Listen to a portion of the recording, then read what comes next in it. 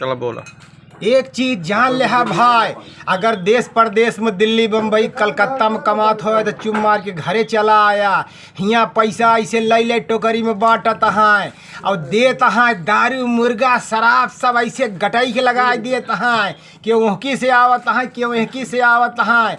केहू कहता है भैया बाल दाढ़ी फ्री में बनवा लिया, जूता पॉलिश फ्री में करवा लिया। केहू कहता है कि मुर्गा के न्योता देते ही।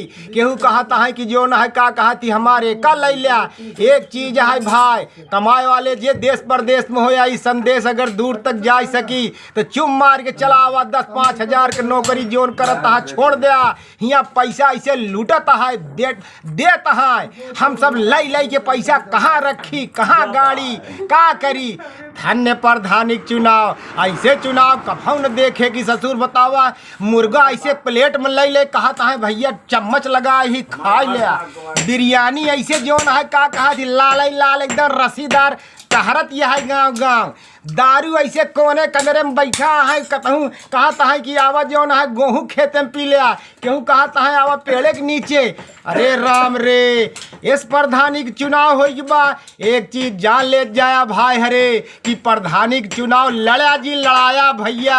आ जितना ही खाया जितना ही पी लिया उतना ही कराया। कई सारे के मुँह नहीं देखे कोई गाड़ देखे पड़त यह चुनाव।